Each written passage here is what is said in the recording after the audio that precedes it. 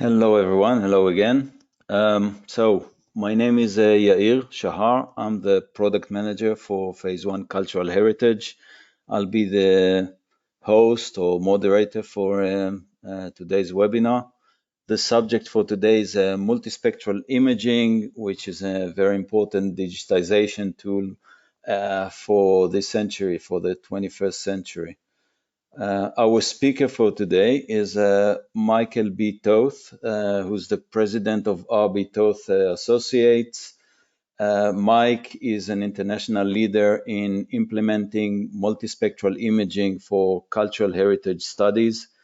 Mike has led imaging projects and system installations around the world. Right from a monastery in the Sinai Desert to national museums and libraries all over the globe. He's got 30 years of system engineering and program management experience.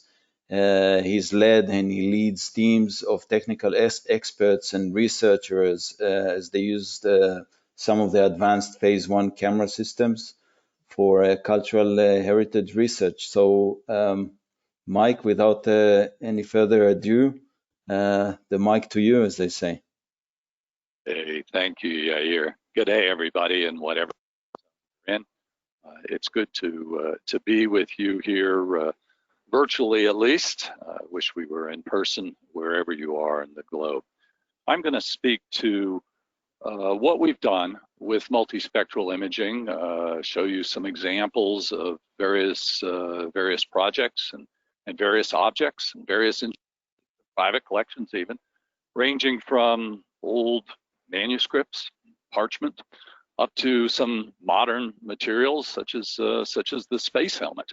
Of course, we're doing it virtually, so following this, if you want to see the systems or get more information, you can contact Phase 1 or me if you want more information on some of these specific images and projects.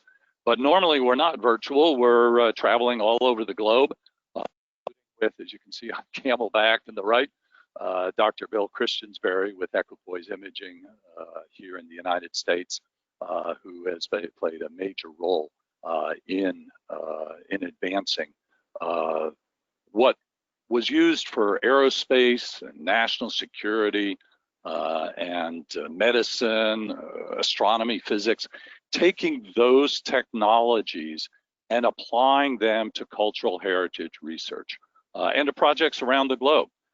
This includes, on the left, we've got a Cornell Venice at the Bibliotheca Martiana, the Folger Shakespeare Library, the Vatican Library, and even this Tibetan scroll in the lower right from a private collection there. To provide new insights, what we find is with multispectral imaging, you can literally see more. You can literally see what was previously unseen with human eye, such as this small miniature in the Coronaro Missal, what was then the most expensive illuminated manuscript in the world. There's a much compressed version of this, I think, in one of the Phase 1 brochures, but you can see the pigments and dyes here, or these mummy masks on papyrus. The Coronaro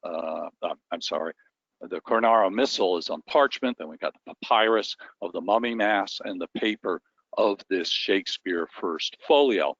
All of this to support digitization and to support ongoing activities, whether it's at University of Pennsylvania or the Folger Shakespeare Library here with Bill Christens-Barry and the conservation team, or the digitization team at Duke University here in the United States.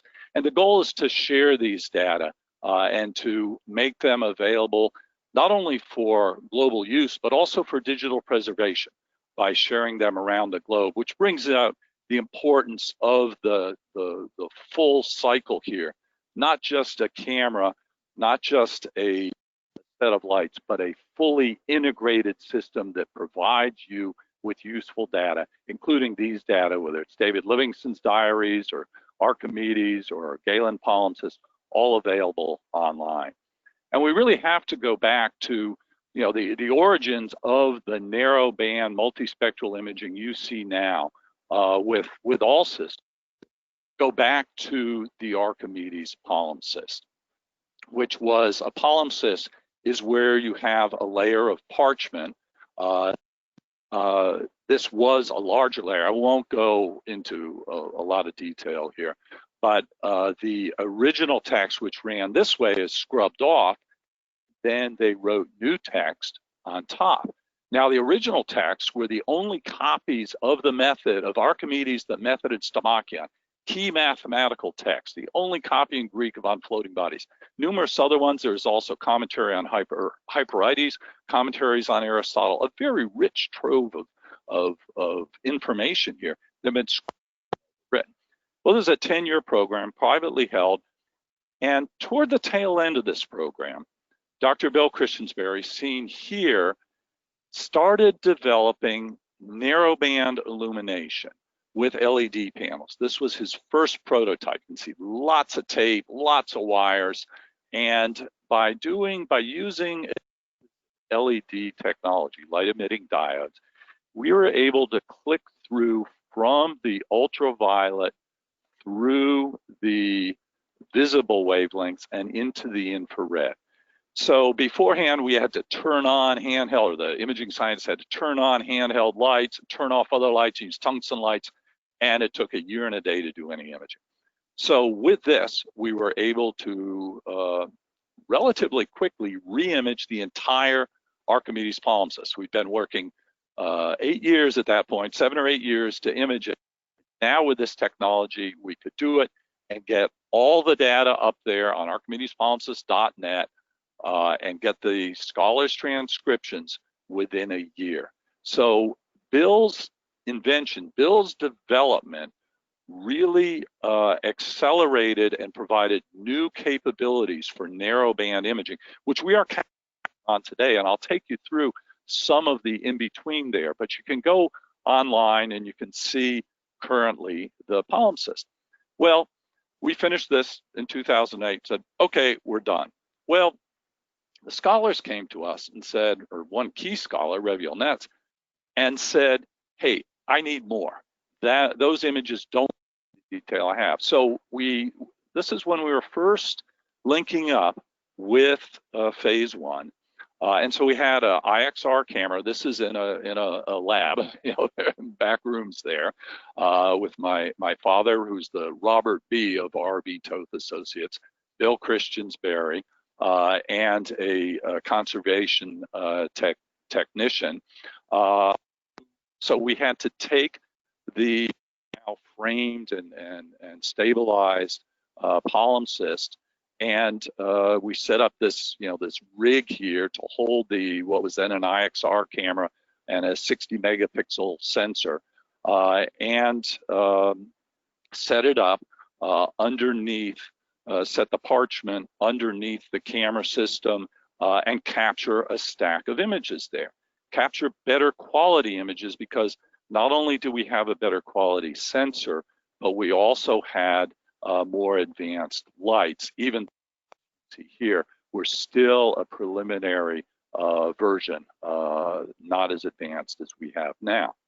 So with that, we were able to get better images, and we were able to process those to meet the scholars' needs, working with them. And mind you, this is, at this point, it's about 5 years after we finished the Archimedes palimpsest program.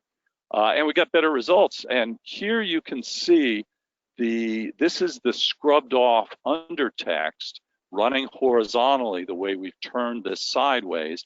And this is the Greek overtext here. These are both Greek texts.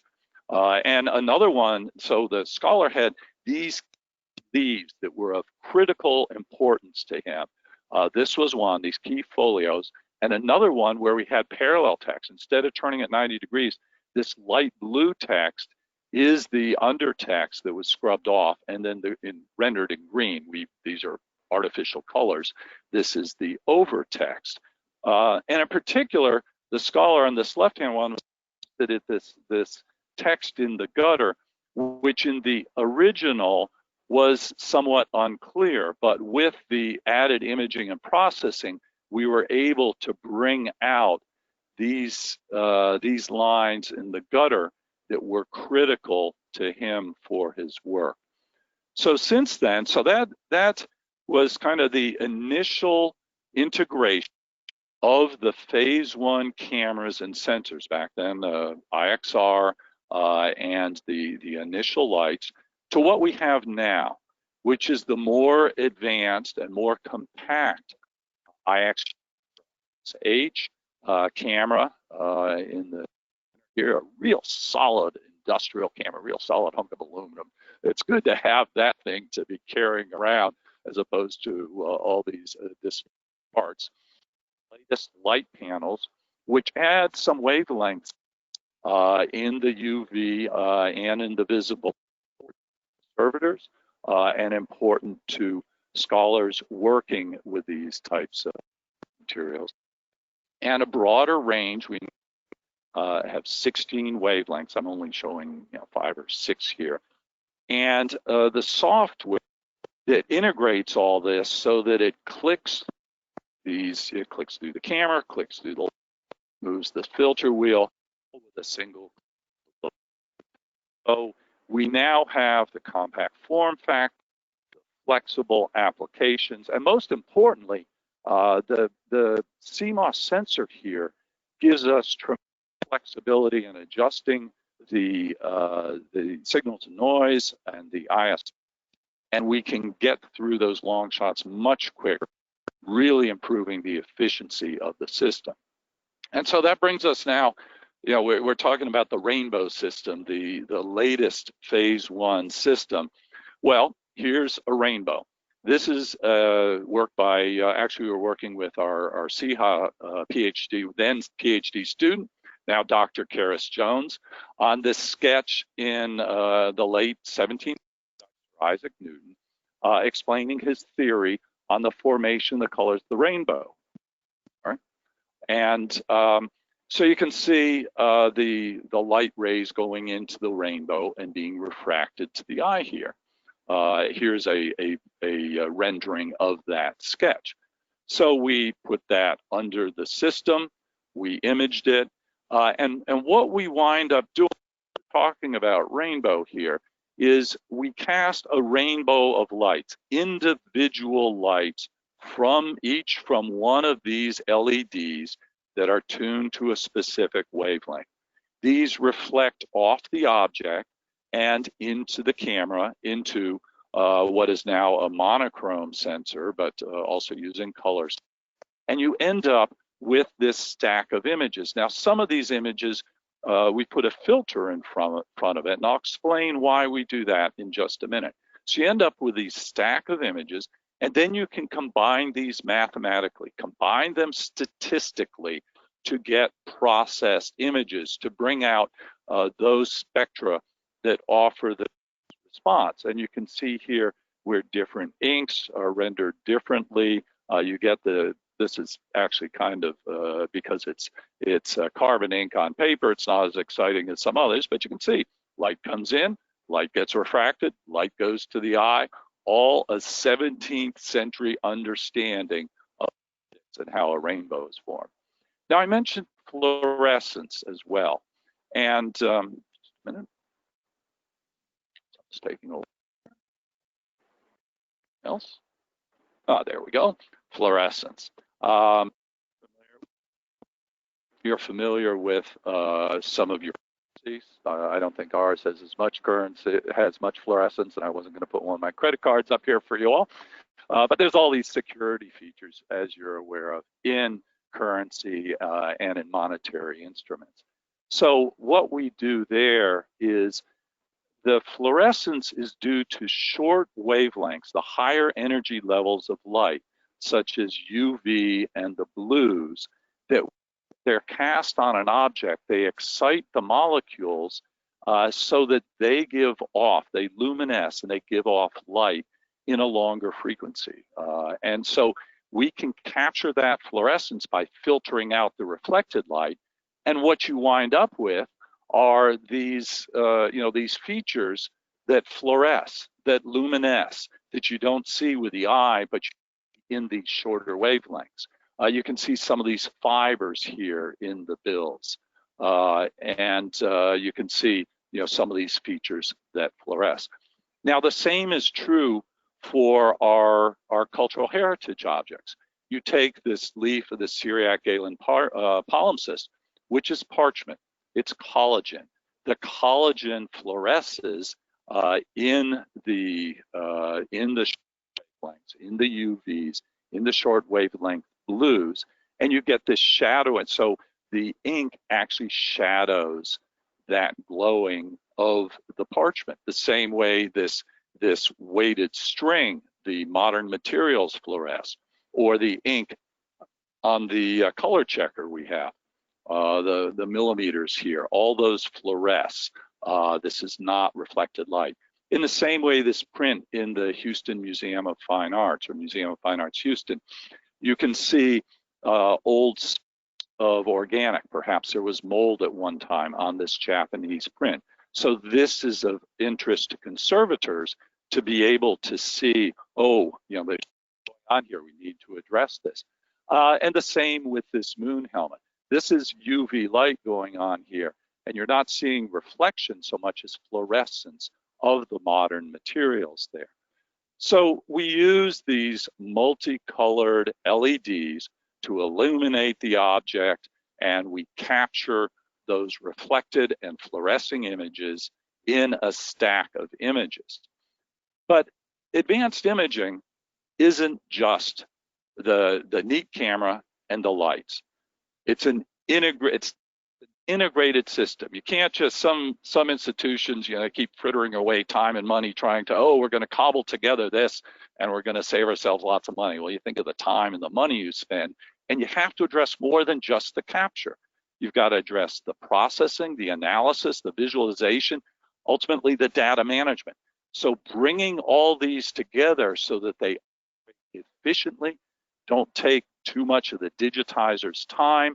You have good metadata, you have good data stacks, and you are able to use those. That makes an integrated system, and why we so appreciate working with Phase One and the team there and looking not just at the capture, not just at the sensor and the lights, but the full range of capabilities that are required for an effective multispectral system. So I've talked about technology, but what can we see? I mean, that's why probably most of you are logged in here is, what kind of neat things can we see here? Well, let me take you through some, starting close to home here, where, haven't been able to do those 50 to 100,000 miles a year doing imaging projects. So I happen to have this laying around from my teenage years. And I pass it on to Bill, camera over in one of the labs there, and said, hey, Bill, what's on this? So he imaged it and did some processing. And this is on a modern textile, and there's the signature on Sharpie, which tends to fade in the light and over time, of Arnold Palmer, a leading golfer who has now passed away. I had some baskets from Swaziland, so I did some imaging of those, get different spectral responses from the natural inks there. You can do processing and see those. Also laying around the house now, my COVID-19 quarantine project, this model ship. So I said, let's try some 3D, and brings out all the mistakes. You can see the little bits of glue that I kind of missed there. And also I ran out of the cotton thread I needed, so I had some synthetic. You can see between the cotton and the synthetic thread here. So anyway, but further afield, we have a portable system. We've taken it on planes, trains, and automobiles, and even on boats in the Venice canals. We can set it up very quickly in about an hour and a half. And here's an example of something we did, a Ming Dynasty 1 quad. This is from about 1375. Now, this is the first print. And we were talking about earlier about the fluorescence of the threads in the modern Euro notes there. Well, this is black and colored ink. On the left is a rebuilt color image, and on the right is a pseudo color image. So this is black and colored ink on mulberry paper. And you can see here, it's rendered much better in the pseudo color. The cache and the strings of cache that make up the quan in stacks of 10. And the warning here that it's fully redeemable and counterfeiting is punished by beheading.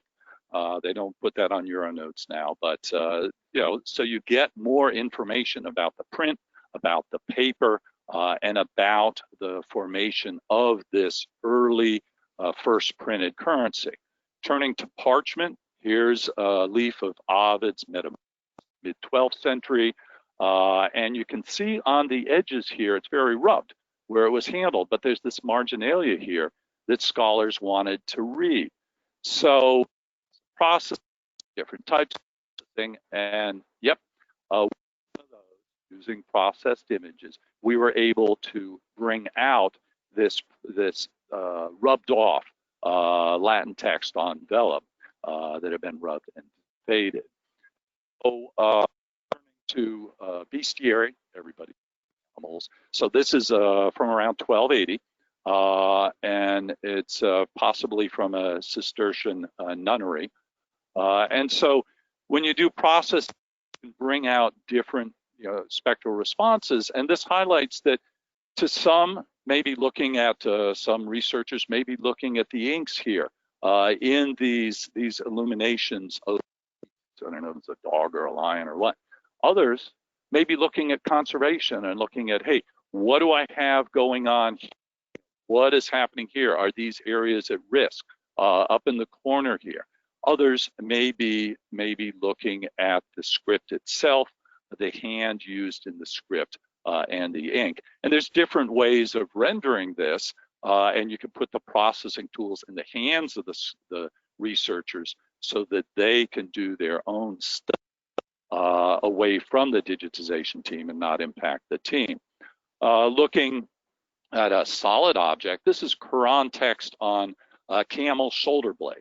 Apparently this was not uncommon, 17th to 19th century in Nigeria, Sudan. And this is Surah 102, verses 1 to 8. And you can see with some processing, it brings up not only the Surah, you could see that with a naked eye. That's not a big deal. But there's this little etching here that was interesting. I don't know what that is. And it highlights the strength of the multispectral. You could use other imaging, polynomial textual mapping or others, but you've got this big ridge here of the, and this ridge here that would create shadows. So how you work around that and using the multispectral is important to get the results you need. Looking at annotations and ephemera, this is a privately owned warrant from our government, and the family was looking at, and we understand that there's a signature here, very, very hard to read, of one of the presidents of the United States in 1872, Grant. So we image it, you can see it a little bit there. Well, we were able to bring out not only the signature of U.S. Grant, Ulysses S. Grant, but also you can see from a conservation perspective, there's tape residue here. There was tape. You can see how it was folded because you can see Fisk, then Secretary of State, his signature running both ways. So it gives you more information about the history of that object. And same to another family object.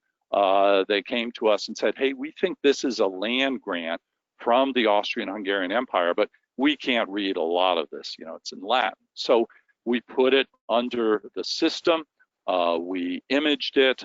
This is the latest IXG with the newest lights there. And we got that stack of images, the parchment here. We were able to do processing and bring out all of the text. We did a little more advanced processing right in here, but bring out all that Latin text. And from that, they then found that it's from 1630, and it's a grant of nobility to the Nudge family in Igrisi. I'm not sure if I pronounced that right, which is now in Eastern Hungary, from Frederick II of Austria. So now they know, it's a grant of nobility. It's not it's the Dutch family charter, excuse my pronunciation of Magyar, and they want to ultimately give this with the data to the Magyar archives. Also able to bring out more information from this signature here, better see that. I found what was neat were the seals here, these three-dimensional seals with all sorts of scratches over here, and then the seal itself, and with processing we can bring out different features in it. So I found that three-dimensionality and what we could contribute to that of particular interest. Moving on, there's, you can see a lot from the multispectral imaging, but it is science, it is technology. Yes, we've worked on a book that shows to a basilisk, and we've worked on Harry Potter and the Philosopher's Stone, first edition, signed, but it's not magic. And sometimes you're really pushing the edge of technology, such as this War and Peace by Grotius that was owned by Alexander Hamilton, better known for the rap musical, where he spoke highly of this book, that he recommends Grotius, and it's an excellent writer. And so it was important to him, and the private owner sent this down to us, and we imaged it in our lab. And what was of interest was, there's a section torn off from the title page, and there's some information here, trying to get better understanding of the history of this important work, important Hamilton and now to us. This is what we were able to get. So, it's a function of what is there, of what those laws of physics allow. And sometimes they don't allow quite enough. There's not the information there that we can get. If it ain't there, we can't image it. Does this say 1780, it should be around 1780 to 1804, but we don't know. And in the same way, at the top here, there's this torn off piece. So we thought, well, let's go to the facing page there and see what we can get. There's some off-print ink. Can we get something there? And so we worked on that and processed it, but just not enough there to string it together. And it's a function of our perception. Some people don't have good visual acuity, especially males. You can render it in ways. You can do it in color, you can do it in grayscale, but ultimately it's a function of what information. We believe we are really pushing the envelope. We've gotten the best technology available with the energy levels available now, and this we believe is the best we can. We run into other challenges. We had these flooded sacramental journals from Hurricane Katrina hitting the first Greek Orthodox Church in North America, flooded their basement.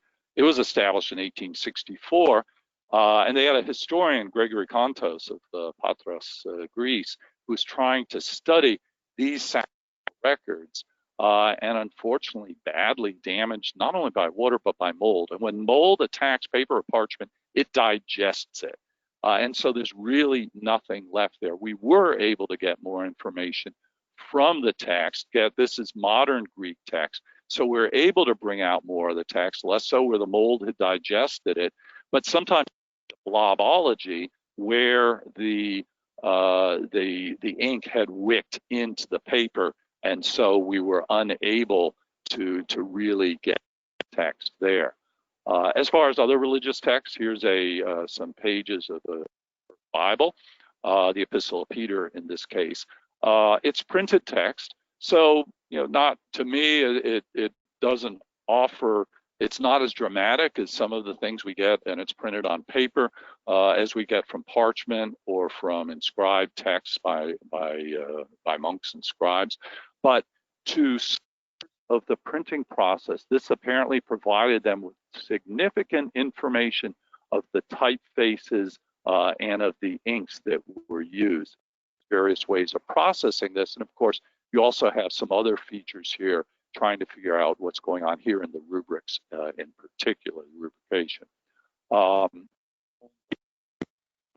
Gutenberg, but then we have example, this Ethiopic Bible, book of prayer, actually, with this illustration of the saints and the different inks that are used there, and how those were used by the Ethiopic tradition. As I said, we go all over the world. Here we're going, taking the train from Ljubljana to Vienna to try to avoid some of the security hassles of flying. And we imaged a Bible, Bible Moralissae, with this beautiful illustration of biblical rendition of the origins of the universe, and God measuring, the size of the heavens, which, so we go from that. We've got this early rendering of the universe to this actual object that was on another heavenly body. In this case, John Young, who was mission commander, his mission commander is red stripe here, who was the mission commander of Apollo 16. So he was, 11, 12, 14, 15. He was the 9th man on the moon. And so we had opportunity to image this, really, really neat to me with its with me, to be able to image this modern 3-dimensional object here using our system in the lab. And so we captured, the usual stack of images here, and we got, here's the stack, both the reflected images as well as the fluorescent images with the filter, and most importantly, just as important, the metadata with the information about that capture. And we did some processing of it, and with those processed images, we were able to get more information. Now you can ignore this. This is the reflection of the lights there, and there's a little bit on the visor here, but you're seeing the beta cloth layer and what may be, probably moon dust there.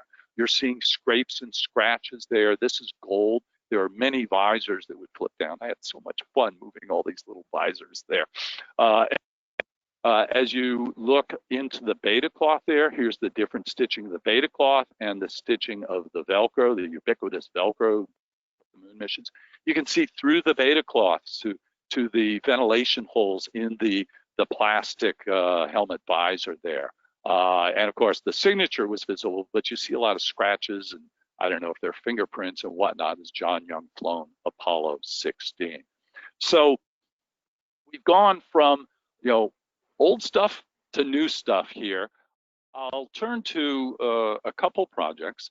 One, Syriac Galen palimpsest, which is privately owned but publicly available. Here's the link to all the data there, and I'll put some links up at the end.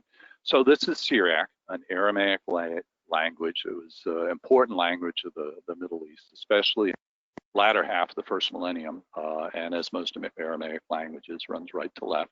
And there's undertext here, very, very faint undertext. This was a very difficult object. And so we had opportunity to work on this, and we imaged the entire manuscript. And I won't go into a lot of detail, but we found missing leaves. Grigory Kessel, a renowned scholar of Syriac, found some missing leaves. So we imaged not only the palimpsest itself, but also, the bound codex, then disbound, but also a leaf in St. Catherine's Monastery of the Sinai. That as part of the program I managed there in the Sinai Desert, at the Houghton Library in Harvard, in the Vatican Apostolic Library, and in the French National Library. So we imaged all those and made those freely available, and you can see those images. But then the scholars, we had all the data available for open access, and we had scholars like Peter Poorman and Siam Bayro and Robert Hawley and Grigory Kessel here, and the team in Manchester and Paris, who were studying these manuscripts. And they said, hey, this is great, we've got a lot, but there's still some we can't see. And the Syriac is really tough because there's a calcium layer on top of the parchment. and that made it hard to read these texts. So the owner said, hey, can we take it apart again? I know you had it disbound. Fortunately, conservative conservation mount, so it's a matter of cutting, 1, 2, 3, 4 threads for each leaf. And so we re-imaged it. And by then we had the 100 megapixel sensor. Here we're using XF camera, still an earlier version of the lights. And so we were able to re-image these key leaves that were important to the scholars. And we cranked through those. Now, there were some that, as I said, were pushing the limits of the laws of physics. So what do? You bump it up an energy level. So we to and that imaging, I should point out, was done at Stanford University Libraries. Great team out there, wonderful to work with a conservation team in this there. We also worked with a wonderful scientific team at the Sanford Synchrotron Radiation Light Source. I won't go into this, but this was really pushing technology. But what we found is multispectral imaging really provides you with probably the most advanced technology, the most advanced energy levels that are possible in institutions around the globe. Most institutions don't have an X-ray synchrotron, and there's some added value. It's very tedious. It takes about 12 hours to do a single leaf of the Syriac Galen palimpsest. In that period, we can do multiple leaves with the multispectral. So you're pushing the energy levels, you have good digitization, then good multispectral, which we get with the phase 1 system. And then finally, if you really need something and you can't do those, you could try X-ray fluorescence. Now, all those data are available online. You can look at the Spectral 2018 and then the XRF. We have all those images available online. Link. So the Spectral 2018 is where you can get the Syriac Galen 100 megapixel data there. So we applied those same technologies to another Syriac palimpsest with the Hill Museum and Manuscript Library. Now, the Hill Museum Library, Museum and Manuscript Library is headed by Columbus Benedictine monk. The Benedictines have been librarians and been preserving knowledge over the centuries. We were able to get one of that one manuscript fragment 32, and all Tiffinal working with Dr. Karis Jones and Dr. Bill Christens-Barry and image it in one of our labs. So we imaged this leaf, got a stack of images, processed those images, and we're able to get here, it runs the overtext, side up. Here is the undertext. Now with the multispectral, we got the first indication that from looking with the eye, you could see, there is the undertext there. And we were able to bring out more of it under the 10th century Georgian upper text. But we also found not only the 8th century Syriac that you see here, also 6th century Syriac. It was part of this larger manuscript that it was cut apart and reused.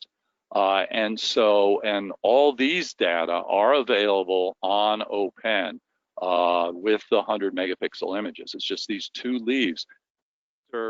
These offer seminal information on the Syriac tradition and the religious tradition of the time.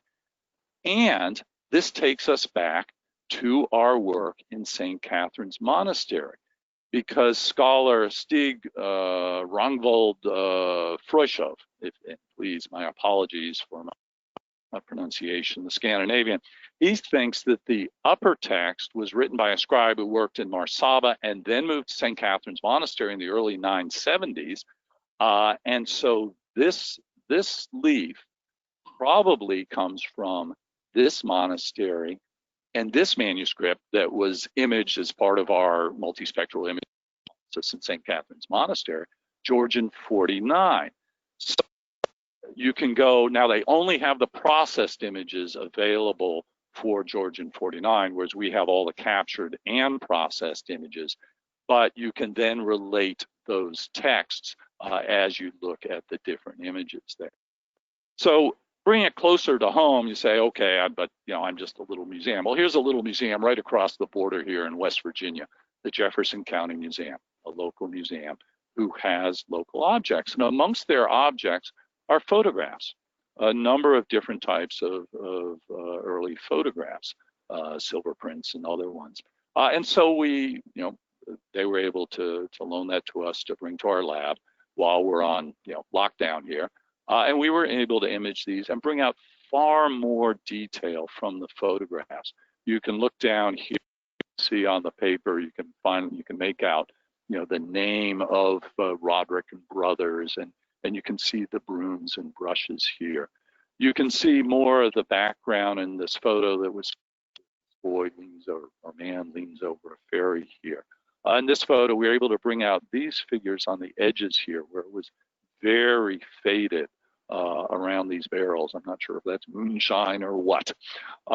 These women here, better see their features, but also from a conservation, it's a function of the original photograph in terms of, obviously, but we could also point this, and you can see the fading there, and you can see at the bottom, there was probably a label stuck here, and you're seeing the residue of the label. It probably had the names of these three women here.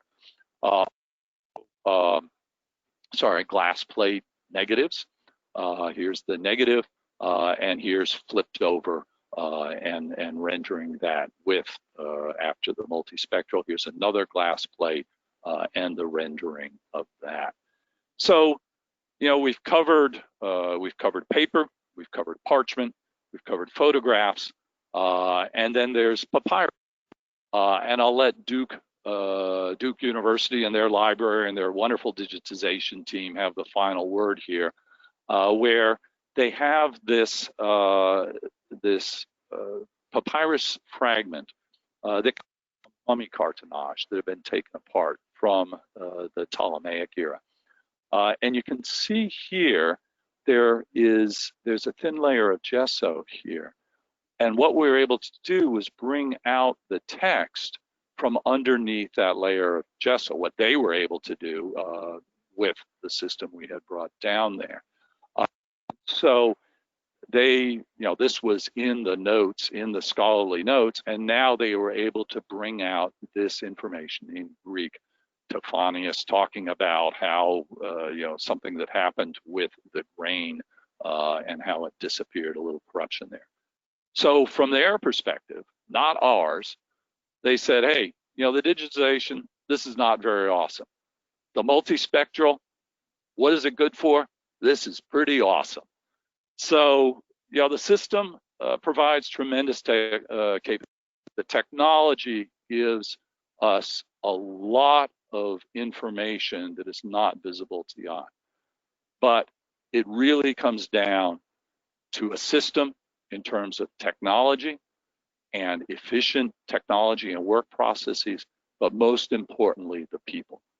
People we've worked with all over the world, people who are working with the phase 1 systems to provide them with more information about the cultural heritage they're working with. People are working on not just the capture, but the processing and the data management around the globe. And where we and phase 1 make sure they have the training and the that's necessary to do their job. And whether it's in any of these or other institutions we've worked with, or the cultural heritage objects we've worked with, the opportunity for them to be able to gain more information with this, the latest in multispectral information multispectral technology, with the latest CMOS sensors, with the integration of these technologies to get you the information you need and to make it available to have the metadata for your library or institution. So I know some of you are probably hungry. This is food. This is from the Apollo 17 mission, the last mission to the moon. Someone, Harrison Schmidt, wasn't hungry for this, so it's now in a private collection. But you can go to phase 1 to contact them or to me. If you want more information about some of these data, some of these are publicly available, and I'm happy to work with you to share it. And with regard to the systems, with phase one, there's more information about some of these projects, the output from these projects available at these links. But any questions? Any comments? Please fire away, and we look forward to discussing with you now, or get in touch with you, and we'll chat with you later.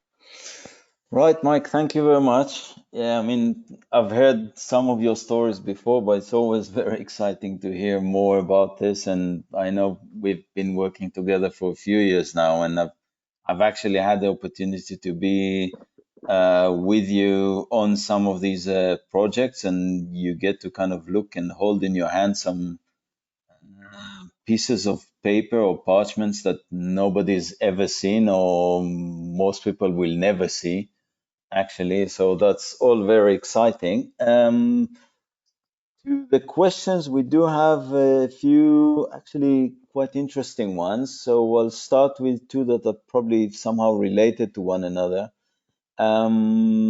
Starting with, where is that? Give me a second. Yeah, so let's say a question about the scope of this imaging technology and your experience with maybe solving or revealing some of the Tutankhamun mystery, and even looking at some mummies. And I know that you guys had a project involved with some mummies, so maybe you can tell us about this a little bit. Yes, we worked personally. We worked on the Ptolemaic mummies, which are from about 300 BC, 30 AD. And we were able to see through those thin layers of gesso and paint, and up to 3 layers of papyrus, depending on what types of inks and the glue and gesso used on the papyrus. But I didn't cite it here, but the team at University College London, using the phase one system there, brought it out to I forget where, it was one of these, castles or country estates, and they imaged the lid of a wooden sarcophagus. So, and I'm not familiar with the period of King Tut, whether it would be wooden but I think it may have been around that period. And what they were able to do was to bring out the hieroglyphics on the lid of that sarcophagus.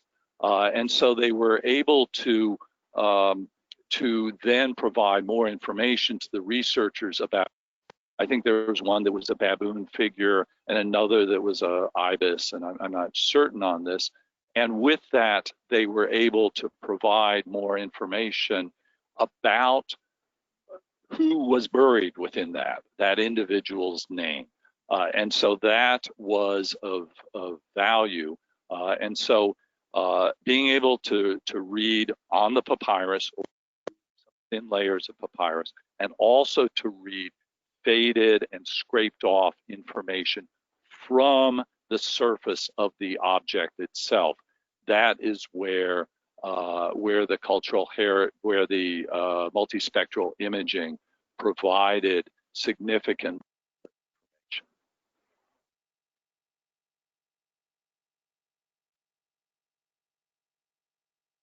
Other questions? Yes, sorry. So another question, that's possibly more of a generic one, but about your experience, and again, the scope of using this technology for things like old masters' paintings. And I know I personally got to see some old Botticellis and things like that, where suddenly the scholars or the researchers find something new, which, I mean, to me looks, well, it's just another piece of imaging. And to these people, it can be like the revelation of their lifetime research. So, and I'm sure you've probably seen more of these. So maybe you can just pick one of these interesting stories. Yes, with paintings, here again, it's a function of the energy levels. With watercolors, we are able to see the initial. You can see some of the blocking in our work in the Anomalia Library and in the Weimar. We were able to see more information in a root, Cronich the Elder and others. With the oil paintings, and I think back to when we were working in the Museum of Fine Arts, Houston, they had what was thought to be an El Greco, was not an El Greco, and the oil is much more opaque. So you're using the longer wavelengths, the infrared, as opposed to parchment, we're focusing on the shorter wavelengths, the ultraviolets and blues. Well, and the same, well, watercolors go either way. But with the oil paintings, you're trying to create those oils and use the longer wavelengths there. It's hard to get through some of those pigments with these energy levels, which is why they turn to X-ray. But it is very good. The multispectral imaging is very good at getting through that varnish. The varnish layers, and sometimes there are multiple layers that build up that are translucent. Ultimately, a conservator may be removing those varnish layers, but they want to know before they remove it and to see what's going on within those varnish layers. So that's where the multispectral imaging offers significant reward, is working with those surface layers and perhaps some of the less opaque oils. Some of the oils are very opaque, and we're actually still working with this. I've got this early. My mom hates when I show it. It's from when she was, like 11 years old, but it's on old oil, so I'm using that for an experiment. So stay tuned. We'll know more. We haven't done a lot of work with the old masters, but the multispectral imaging system does provide more information about all the mediums, we've also worked with pastels, watercolors, oils. I'm not sure with acrylics, so I'll find some of those. We'll do some work on it and we'll get back to you. All right. There's another interesting one coming from Arif. He's currently working in an outdoor setting on an old mosque mural painting and documenting it. So I guess the question is, how do you use this technology while working outdoors? What are the options in terms of darkening the environment and things like that? Oh, that's an important question, because I did not mention, thank you, Yair, that since we're using the narrowband illumination and clicking, I didn't really go into the technology. I know you've had phase one webinars on that.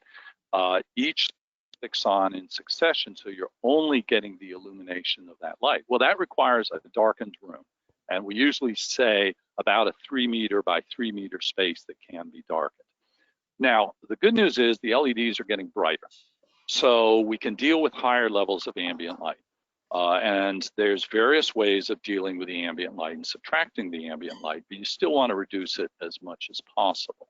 So we have worked in shelters on scaffolding with opaque shelters where you put a tent or something over scaffolding to be able to set up the system within that tent, that shelter, that yurt, or whatever it may be, so that you can image with a darkened environment. And the LEDs are getting brighter, so they are able to work with more ambient light. So that's an example of of some of the things you can do with the system and the ability to. The other thing we learned the hard way you have to be careful for is security lighting, because more and more there's cameras keep popping up all over the place, and they use IR. And we were imaging once, and there's this shadow, and going, where the heck did this come from? And it turns out it was the IR light from a security camera. So I'm going, all right, we got to block that. Yeah, so I guess you have to be kind of creative and flexible depending on the environment you end up finding yourself working with? Yeah, I suppose that in some settings you just end up working during the night instead, so you have much less ambient light. We have done that. The good news is the system is very, very portable now. You know, we can get it in those two cases, get it set up in about I can set it up in about an hour and a half. And so, you know, you're good to go. So you could, you know, start setting up at sunset, and then as it gets dark, then work through. Yep. Okay. Let's see what else is interesting. Simple question about the system and about the Rainbow software and whether or not it can use stack of images from other cameras and to do the analysis. And then maybe I can answer it because Rainbow as a system is more of a capture system. It's not an analysis solution. Analysis is then done by modules such as Paleo Toolbox, which comes from Bill Christens-Barry, or ImageJ or MATLAB and some other fantastic solutions. But what Rainbow does is actually creating that stack in the best possible way, ready for analysis. Let's see if there's anything else. A question about daguerreotype and the daguerreotype photos. And I know you showed some old photos and glass plate necks that you imaged. Have you ever had any experience with the daguerreotype? Yes, we worked with daguerreotypes both at the museums in New Mexico and in the Library of Congress, and we got very good results. Really able to bring out a lot more detail, and I'm not as daguerreotypes, but I think in getting through the glass and getting that metal at the bottom there, we were able to really enhance the visibility of the daguerreotypes and had very good success with them. Okay. Okay. The questions are actually coming in thick and fast now, but I'll just try to pick the ones that are more interesting for the audience, and we can, of course, carry on with offline discussions. You have Mike's email address, I think, on one of the slides. If not, then just use the contact us form on our website, and between Mike, myself, and somebody else from the team, I'm sure we can come back to you with answers. Question about capturing or covering larger objects. So things like carpets that are 5 by 6 meters wide or tall and so on. And I would say that in terms of the lighting, we kind of developed the system to be modular. So if 2 sets of panels is not enough, you can multiply these and use 4 sets or 8 sets and so on. At some point, if the object is really huge, while our cameras are going up to 100 megapixels, maybe 150 megapixels, at one point you will start losing a resolution, at which case you might go back to actually shooting it in parts and then either stitching or just analyzing them in separate bits and pieces.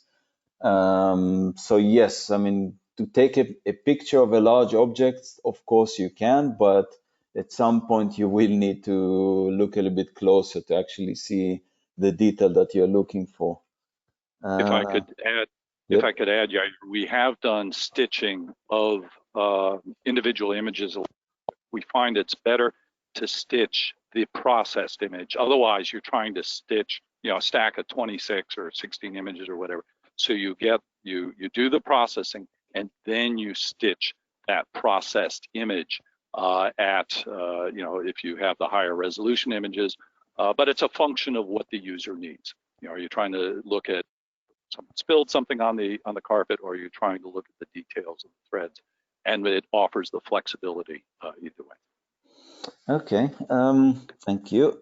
Maybe one more question about X-rays. And have you done any X-ray or let's say imaging of X-ray photos, X-ray sheets? Yes, we have done lights, and it's interesting how the different emulsions show up there, and both the front and the back. And of course, those are modern, on modern materials, and able to bring out more information. And we've also applied these same principles to the X-rays, the digital output of X-rays. And I should point out there's also a question there in terms of hyperspectral, which is a push scanning, versus multispectral, which are individual wavelengths. But in the Library of Congress, for budgetary reasons, they call it hyperspectral, but it's multispectral there too. But yes, we've worked on all different types of prints and on the transparencies of X-rays.